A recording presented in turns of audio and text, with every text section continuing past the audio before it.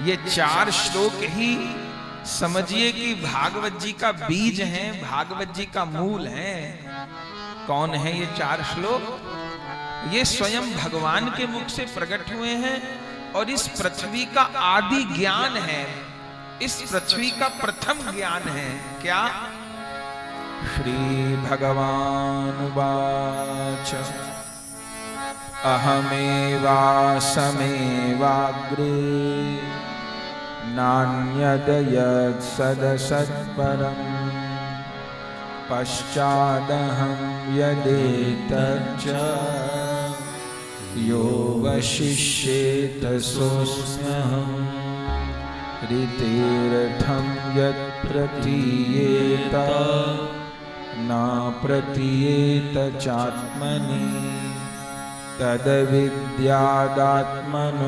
माया यथा भासो यथा तमः यथा महान्ति भूतानि भूतेषु चावचिष्वनु प्रविष्टान्यप्रविष्टानि तथा तेषु न तेष्वहम् एतावदेव जिज्ञास्यं तत्त्वजिज्ञासुनात्मना अनवयव्यतिरेकाभ्यां यतः स्यात् सर्वत्र सर्वदा।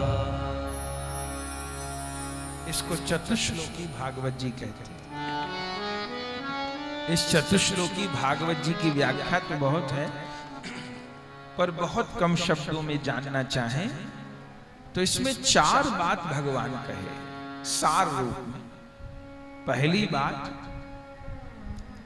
भगवान सब में है। दूसरी बात, भगवान सब स्थान में है। तीसरी बात, भगवान सब समय में है। और चौथी बात, भगवान सबके। क्या कहा?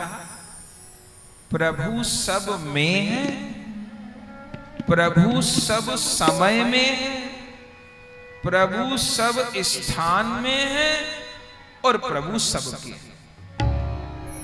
अब समझिएगा, जब प्रभु सब स्थान में है तो मैं जहां भी हूं वहां पर भी प्रभु। जब हर जगह है तो वहां पर भी। ठीक है। प्रभु सब समय है तो इस समय जो समय हो रहा है, इस समय ऐसा नहीं कि सवेरे 4 बजे तो हैं, शाम के 4 बजे नहीं है, ऐसी बात तो सब समय है। तीसरी बात, सब में। जब सब में है तो मुझ में भी है। चौथी बात, सबके हैं। जब सबके हैं तो मेरे भी। अब सब स्थान में है तो मेरे घर में भी है, मेरे निकट भी है। सब समय है तो इस समय भी है। सब में है तो मुझ में भी है, सब के हैं तो मेरे भी हैं। अब 5वीं बात यह है कि जब प्रभु मेरे हैं तो मैं प्रभु का क्यों नहीं हूं? भागवत जी क्या सिखाए कि जब प्रभु मेरे हैं तो मैं प्रभु का क्यों नहीं हूं? ओ श्री कृष्ण मेरे हैं और मैं श्री कृष्ण का। वे राधा माधव मेरे हैं और मैं राधा माधव का। ये चतुश्लोकी का उपदेश स्वयं श्री हरि ब्रह्मा जी को दिए। नारद जी बता रहे हैं और व्यास जी को कहा, हे व्यास जी, फिर जब मेरे पिता षष्ठी रचना किए तो मेरे पिता से जन्म हुआ। एक दिन मैंने अपने पिताजी से पूछा कि पिताजी आप क्या जपते रहते हैं, आप कौन चीज का ध्यान करते रहते हैं? मैं जब आता हूं आप नेत्र बंद करके कुछ स्मरण नहीं करते रहते, जप ही करते रहते। मैंने आपको कभी व्यर्थ बोलते हुए देखा नहीं, जबकि आपने इतनी बड़ी सृष्टि रचना का काम किया, लेकिन उसके बाद भी जैसे आपको अवसर मिलता है आप प्रभु के स्मरण में बैठ जाते हैं। तो अब क्या करते हैं? तो व्यास जी, जब मैंने अपने पिताजी को कहा तो कृपा करके जो ज्ञान मेरे पिताजी को सृष्टि के आरंभ में श्री हरि से प्राप्त हुआ था, वही ज्ञान मेरे पिताजी मुझे दे दिए। और वेदव्यास जी, अब आप पूछते हो तो लो, वही ज्ञान मैं आपको दिए देता। तब उस समय श्री हरि ब्रह्मा जी को, ब्रह्मा जी नारद जी को, और नारद जी वही ज्ञान वेदव्यास प्रदान कर दिए। और उस ज्ञान को प्राप्त करते ही वेदव्यास जी तो पहले से ही परिपूर्ण है, लेकिन परंपरा का निर्वाह अभी सुना ना, गुरु मुख से ज्ञान ग्रहण होता है, अपने से नहीं। वेदव्यास जी ग्रहण किए भागवत जी को, और उन्हीं चतुश्लोकी के आधार पर 12 स्कंद 335 अध्याय और 18,000 श्लोक वाली श्रीमद् भागवत जी को प्रकट किए। और सुनिए, ये भागवत जी 18वीं पुराण है, 18वें पुराण है, जो वेदव्यास जी जिंदगी भर लेखन किए। जब भागवत जी की रचना कर दिए तो उसके बाद कुछ नहीं लिखे। वेदव्यास जी चिरंजीवी हैं, वेदव्यास जी थे नहीं, वेदव्यास जी हैं। जो अपने यहां 7 चिरंजीवी हैं, हनुमान जी, जामवंत जी, विभीषण जी, अश्वत्थामा जी, कृपाचार्य जी, उनमें वेदव्यास जी भी हैं। वो वेदव्यास जी थे नहीं, वेदव्यास जी हैं। पर आश्चर्य ये है कि जो निरंतर लेखन कर रहे थे, भागवत जी के लेखन के बाद कलम को रख दिया, फिर कुछ नहीं कहा। भागवत जी का अंतिम श्लोक लिखा, नाम संकीर्तनम यस्य सर्व पाप प्रणाशनम प्रणामो दुख शमनः तम नमामि हरिं परम।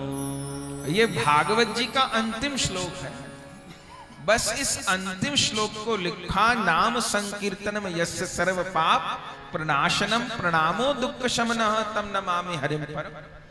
जिनका नाम संकीर्तन जीव के समस्त पापों को क्षय करने वाला है, और जिनकी शरण में चले जाने पर, जिनको प्रणाम कर लेने पर, जिनके आश्रित हो जाने पर जीव को कोई दुख बाकी नहीं रहता, त्रिताप बाकी नहीं रहता, उन श्री राधा हरि को मेरा प्रणाम है।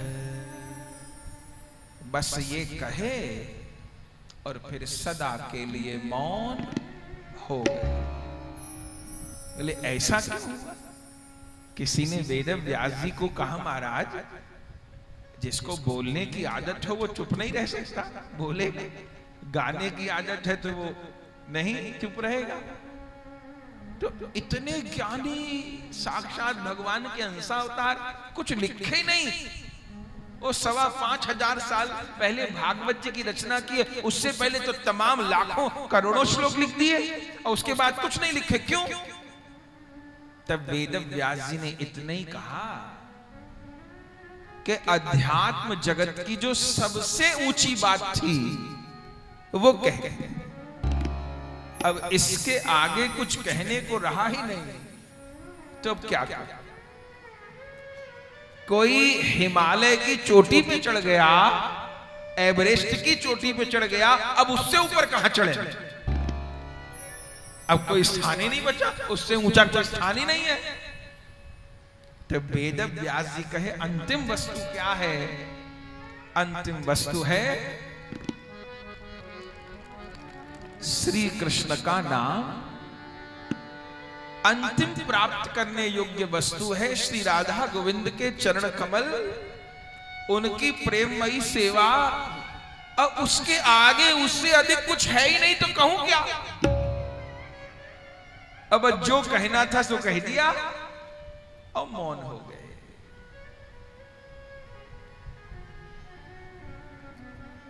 ऐसे दिव्य भव्य ग्रंथ श्री वेद व्यास जी प्रकट किए।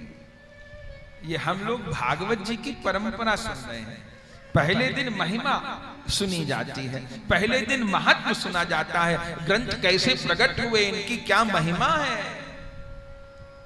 तो वेद व्यास जी के द्वारा ग्रंथ का प्रणयन हुआ और फिर ये वेद व्यास जी आगे 2 जन को यह ग्रंथ प्रदान किए।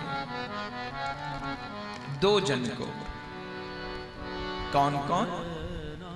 उनमें एक तो हैं श्री शुकदेव जी, जो वेद व्यास जी के शिष्य भी हैं और वेद व्यास जी के पुत्र भी, और दूसरे हैं सूत जी, जो वेद व्यास जी के शिष्य। इन 2 को वेद व्यास जी भागवत जी प्रदान किए। ऐसा समझ लीजिए दोनों शिष्य वेद व्यास भगवान की आंखें हैं। जो गुरु लोग होते हैं वे अपने सत शिष्य के द्वारा काम करते हैं। वास्तव में गुरु शिष्य नहीं बनाते, वास्तव में तो गुरु गुरु ही बना देते हैं। गुरु योग्य शिष्य को देख के उसके भीतर प्रविष्ट हो जाते हैं। वो भीतर प्रविष्ट हो जाते, पर उसके प्रविष्ट होते हैं जो उनको भीतर आने की गुंजाइश देता है। अब किसी ने अपना घर पूरा कूड़ा करकट से भरा हुआ है तो उसमें गुंजाइश ही नहीं आने की, तो कौन कहां बैठेगा। लेकिन योग्य शिष्य, जिज्ञासु शिष्य, पवित्र हृदय वाले शिष्य के भीतर गुरु लोग प्रविष्ट हो जाते हैं, शास्त्र प्रविष्ट हो जाते हैं। अरे सुखदेव जी प्रविष्ट हो जाते हैं।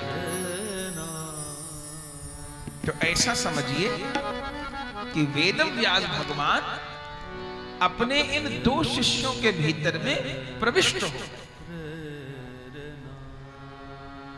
ये दोनों शिष्य वेद व्यास जी की 2 आंखें हैं और इन्हीं से भागवत जी की परंपरा चली। वेद व्यास जी भगवान की कृपा से भागवत जी की रचना तो किए, लेकिन सुनाए नहीं किसी को। कथा रूप पढ़ाए तो सुनाए नहीं। पढ़ाना और सुनाने में अंतर होता है। कथा रूप में एक भी उदाहरण हमको देखने के लिए नहीं मिला कि वेद व्यास जी किसी को कथा सुनाए। लेकिन लेखन तो इसी के लिए किए थे कि सारे जगत का कल्याण हो। तो वेद व्यास भगवान सुखदेव जी और सूत जी के द्वारा इस जगत में भागवत जी का प्रचार किए। इसलिए भागवत जी में जो मुख्य संवाद है वो 2 हैं। हम लोग पहले से आखिरी दिन तक बार बार सुनते रहेंगे। सूत जी ने कहा, सुखदेव जी ने कहा, सूत जी ने कहा, सुखदेव जी ने कहा। अब लिखा तो वेद व्यास जी ने है, फिर ये क्यों लिखा है कि सूत उवाच सुखदेव उवाच, सूत उवाच सुखदेव उवाच, क्यों? अरे गुरु अपने शिष्य के मुख से बोलते हैं, भगवान अपने भक्त के मुंह से बोलते हैं। 2 को प्रदान की, जिनमें सूत जी ने तो सारे वेद पुराणों का अध्ययन किया और गुरु जी की सेवा में रहते थे सूत जी महाराज।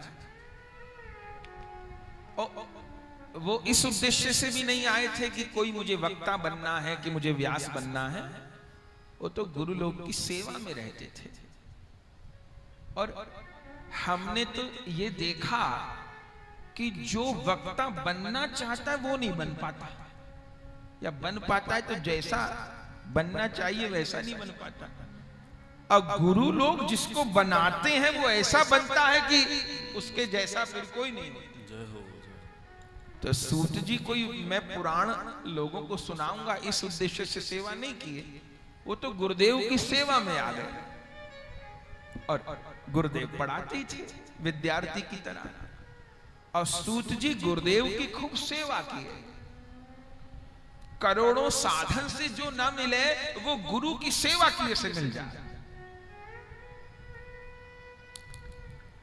तानसेन का नाम आप सब सुने। तानसेन बहुत बड़े गवैया हुए, गायक हुए, अकबर के दरबार में गाते थे। लेकिन पहले वो उतने संगीत के जानकार नहीं थे। उन्होंने एक मोहम्मद गौस नाम का एक मुस्लिम गायक था, उससे भी उन्होंने कुछ सीखा था। मोहम्मद गौस, उसकी ग्वालियर में मजार भी है। तो लेकिन वो प्राप्त नहीं कर सके जो उनको करना था।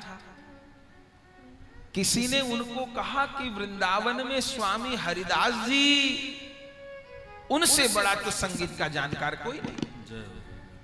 तानसेन चाहते थे मैं दुनिया का सब में बड़ा गायक बनूं, लेकिन नहीं बन पा रहे थे। जगह जगह जाके सीखते थे पर वो बात नहीं आ पा रही थी।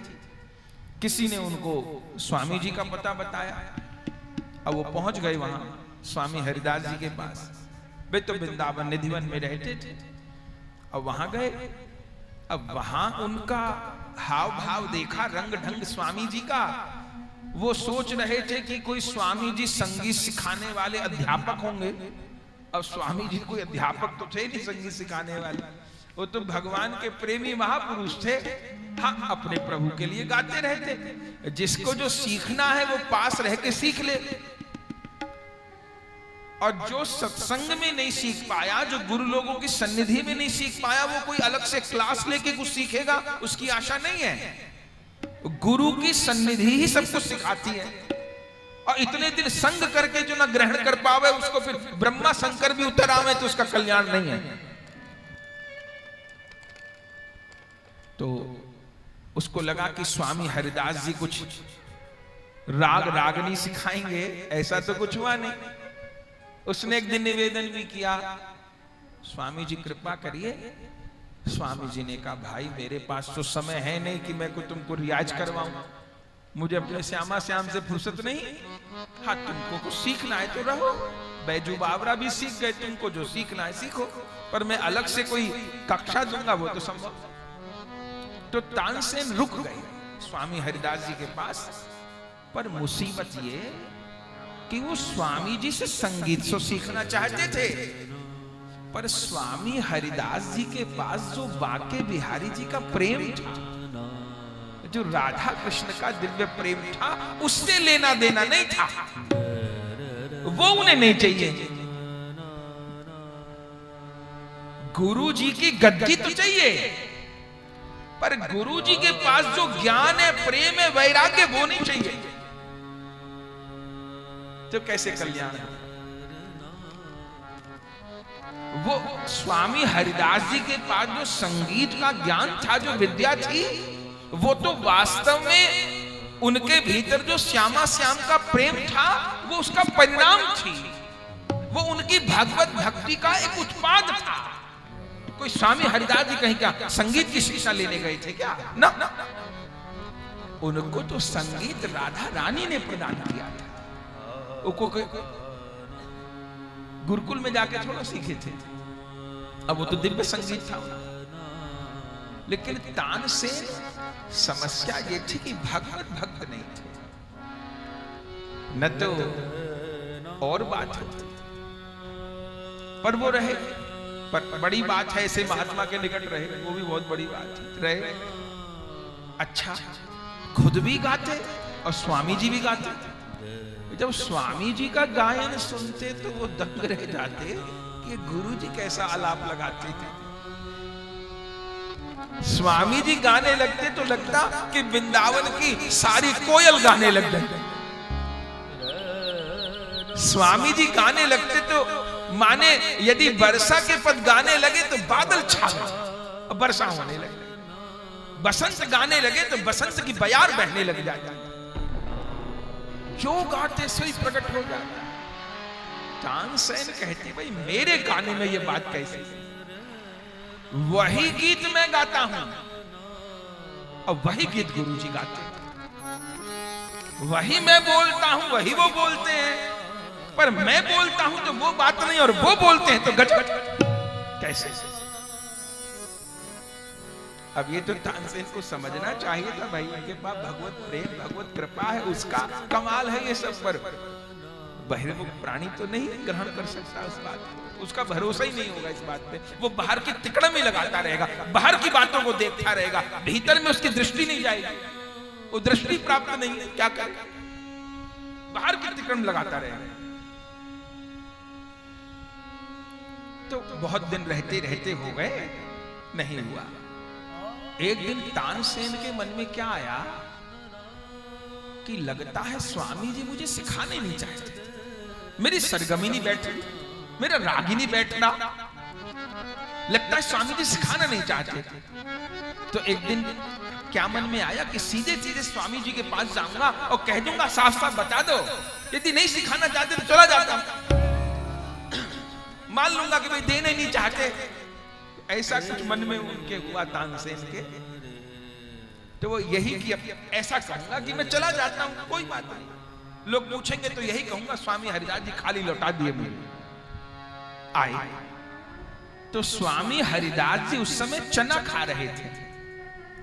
स्वामी हरिदास जी पूरे दिन में क्या भोजन करते थे?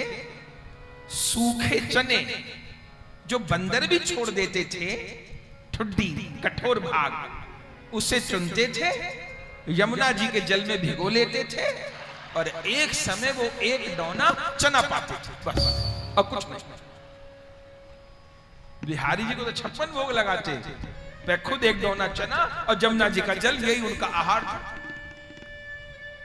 तो जिस समय तानसेन गए तो स्वामी जी प्रसाद पा रहे थे, तो फिर वो बैठ गए कि गुरु जी पा रहे हैं। जब स्वामी जी पा लिए तो हरे पत्ते के डोने में स्वामी जी पा रहे थे चना, तो उन्होंने एक गड्ढा पास में बनाया हुआ, तो वहां पर वो झूठा डोना डालते थे, फिर हाथ धो के जल पीते थे। तो जब स्वामी जी झूठा डोना ले जाकर के डालने लगे तो तानसेन बैठे थे, तो गुरु जी को झूठी पत्तल फेंकनी पड़ जाए, बड़ी शर्म की बात है। तो तुरंत तानसेन उठे, अरे महाराज जी, तो स्वामी जी को भी दया आ गई, वो तो अंतर्यामी थे, तो वो झूठा डोना दे दिया। तो तानसेन जी वहां डालने लगे जहां दूध डालते थे, लेकिन जाने कैसे सद्बुद्धि आ गई तानसेन, वो जो झूठा हाथ में डोना लिए, हरे पत्ते का डोना था, तो उसको फेंकना ही चाहते थे। तभी ध्यान आया कि ये तो गुरुदेव का झूठा है, तो गुरु जी का प्रसाद। जैसे ठाकुर जी का झूठा झूठा छोड़ो होता है, प्रसाद होता है, तो गुरुदेव जिस वस्तु को पाले वो झूठा नहीं तो प्रसाद होता है वो तो आज तो गुरु जी का प्रसाद मिला है। अच्छा, उस डोने में था कुछ नहीं, क्योंकि झूठा छोड़ते नहीं थे, तो उसने देखा तो एक भी चने का दाना था, लेकिन वो डोना था। तानसेन को सद्बुद्धि आई, तानसेन वो झूठा डोना ही खा गया। हरे पत्ते का डोना था, उसको खाने में दिक्कत नहीं, वो झूठा हरा पत्ते का डोना खा गए। और गजब, सालों से अभ्यास करके जो संगीत सिद्ध नहीं हो रहा था, स्वामी जी का झूठा डोना खाए और तानसेन को सारे राग सिद्ध हो। तानसेन को सबरे राग सिद्ध हो गए, सबरे संगीत का ज्ञान हो गया, ऐसे ऐसे राग फूटने लग गए हृदय से। वो डोना पाके हाथ धो के आए और रो के चरणों में पड़ गए। स्वामी जी में महिमा नहीं जान पाया, आप पूर्ण महापुरुष हो, मैं पहचान नहीं पाया, माफ कर दो महाराज, माफ कर दो। इतने दिन अभ्यास करे से जो नहीं मिला, आप एक बार कृपा भर के दृष्टि डाल दिए, वो मुझे मिल गया। स्वामी जी कहे ठीक है, जो लेने आए थे वो मिल गया तो जाओ। अब तानसेन तो सोच रहे सब कुछ मिल गया, उनको मिल भी बहुत गया, लेकिन बात दो है। तानसेन को लग रहा है सब कुछ मिल गया, पर सब कुछ नहीं मिला। वो स्वामी और दिन रुक जाते वहां तो स्वामी जी बांके बिहारी का दर्शन भी करवा देते और राधा माधव को भी प्रकट कर देते, पर तानसेन की वो नियति नहीं थी। तो कुछ दिन रह के तानसेन चले गए। क्यों? क्योंकि उन्होंने संगीत सीखा था नाम के लिए और दाम के लिए। अब बाद में फिर वो पूरा वर्णन है, अकबर के दरबार में पहुंच गए, वहां उनको नवरत्न में से चुन लिया और अकबर उनको उस जमाने में 1 लाख रुपया मासिक देने लगे, जब लोगों के पास 1 रुपया नहीं होता। इतना बड़ा पद दे दिया उनको। तो इतने बड़े राजा के यहाँ पहुंच गए, उस समय तो बादशाह चलती, इतना रुपया मिला। लेकिन फिर बाद में जो हुआ सो हुआ। तानसेन तब तक कुंवारे थे, फिर उनका ब्याह नहीं। ब्राह्मण थे तानसेन, उनका नाम था पंडित तन्नू मिश्रा। वो अपने गांव लौट के आए, ब्राह्मणों को पता चला कि यमन के यहाँ नौकरी कर ली, तो ब्राह्मणों ने कहा हम तो बेटी देंगे नहीं, क्योंकि उस समय बहुत विचार था, बेटी नहीं देंगे। उसने बहुत कहा, लेकिन किसी भी ब्राह्मण ने अपनी बेटी नहीं दी। अकबर तो घात लगाए हुए थे, अब उनकी उम्र बढ़ रही थी तानसेन की। अकबर बार बार कहता मेरी शहजादी से ब्याह कर लो, मेरी शहजादी से ब्याह कर लो, मेरी शहजादी से ब्याह कर लो। उनका ब्याह हो नहीं रहा था। अकबर ने मौका देख के उनको जाति से बाहर ही कर दिया ब्राह्मण। उसने अपनी शहजादी से निकाह करा दिया, तो उसकी शहजादी को हिंदू बनना चाहिए था, लेकिन उल्टा हो गया। धीरे धीरे करके तानसेन ही, फिर तानसेन के 2 पुत्रों का जन्म हुआ। अब वो तो अकबर के यहाँ पले बड़े, छोटे मियाँ की धमाल, बड़े मियाँ की धमाल। अब वहां कहां पहुंच गई धमाल? ये तो सनातन धर्म की शिक्षा थी, वहां कहां पहुंच गई? और फिर वो जो पंडित तन्नू मिश्रा थे, वो हो गए मियाँ तानसेन। अब साहित्य में देखेंगे तो मियाँ, वो काय के मियाँ, वो तो ब्राह्मण थे, वो मियाँ तानसेन। छोटे मियाँ, फिर उनके जो बच्चे हुए छोटे मियाँ की धमाव, बड़े मियाँ की धमाव। वो सारी जो विद्या थी अपनी, वो वहां पहुंच। खैर, तो क्या कहना चाह रहे हैं? ये कहना चाह रहे हैं कि वह गुरु का जो दिव्य ज्ञान है, वो उनकी सन्निधि में, उनकी शरणागति में प्राप्त होता है। और जिसकी प्राप्त करने की नियत है, आदमी कहता है कि हम पात्र नहीं है, हम पात्र नहीं है। पात्रता क्या है? हरि गुरु की कृपा प्राप्त करने की पात्रता क्या है? कि ऐसा कपड़ा पहरा हो, कि वैसा कपड़ा पहरा हो, कि इस बिरादरी में जन्मे कि उस बिरादरी में जन्मे, कि इतना भेंट चढ़ाएंगे कि उतनी भेंट चढ़ाएंगे ना। हरि गुरु की कृपा प्राप्त करने की पात्रता क्या है? पात्रता है उनकी कृपा प्राप्त करने की तीव्र इच्छा, उनकी कृपा प्राप्त करने की तीव्र लालसा, यही पात्रता है। और लालसा नहीं तो फिर बात नहीं बने। सारी लालसा तो शरीर संसार से जुड़ी हुई है। फिर राधा माधव कहा हमारे बिना कोई काम थोड़ा रुक रहा है, वो क्यों आने लग गए?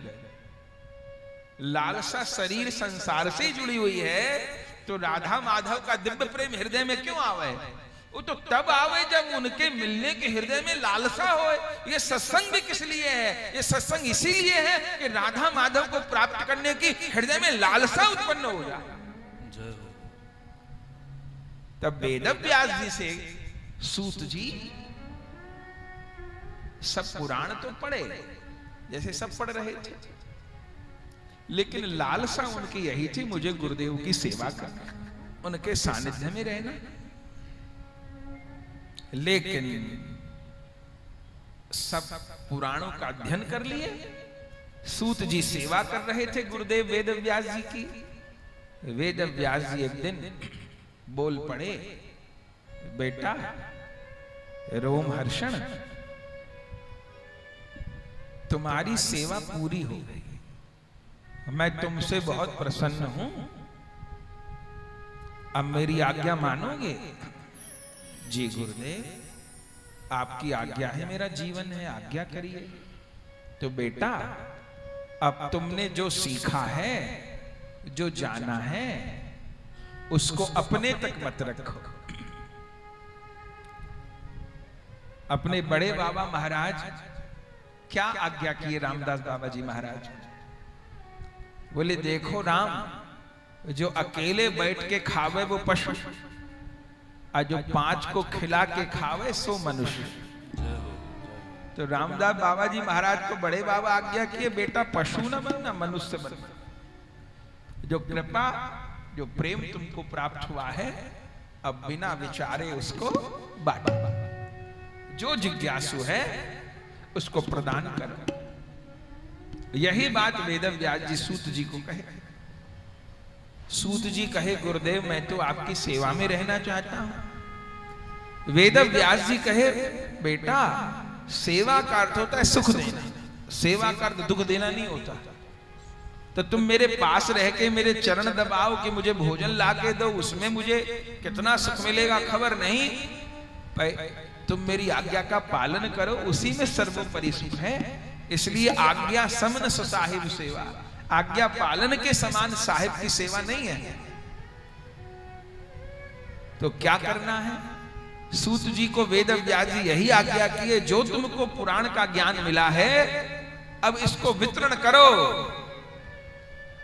सूत जी कहे, गुरुदेव आप तो इतना सुना दिए मुझे, चारों वेद श्रवण करवा दिए, उपनिषद श्रवण करवा दिए, 18 पुराण श्रवण करवा दिए, महाभारत श्रवण करवा दिए, वाल्मीकि रामायण भी श्रवण करवा दिए, तो ये सब में कैसे, आप तो आप है, मैं ये कैसे कर पाऊंगा इतना सब?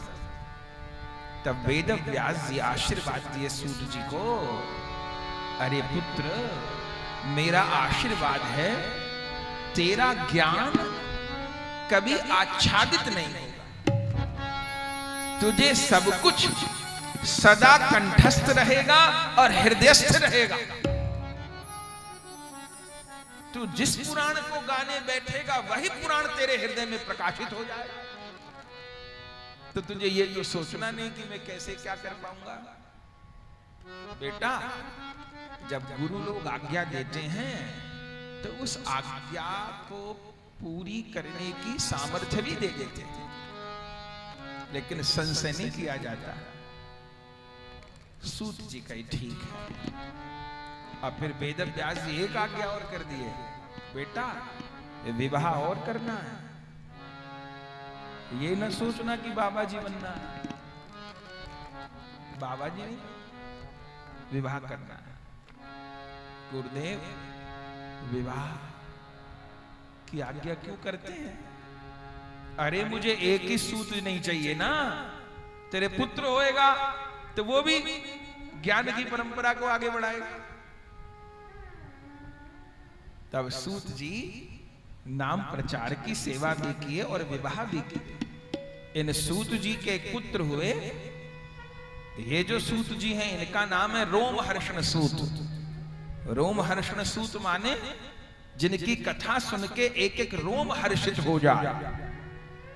और इनके पुत्र हुए उग्रेश्रवासूत। कान खोल के लोग जिनकी बात सुनते हो, कान खड़े करके भाई चुप हो जाओ, एक शब्द न चूक जाए, एक शब्द अमृत के जैसा। इनके पुत्र सूत जी के शरीर पूरा होने पर फिर उनके पुत्र ने कथा सुनाई, आज तक सुना रहे सूत जी। ये उनके सबसे महान शिष्यों में है। और फिर यही सूत जी नैमिषारण्य में शौनकादि 88,000 ऋषियों को भागवत जी श्रवण करवाए।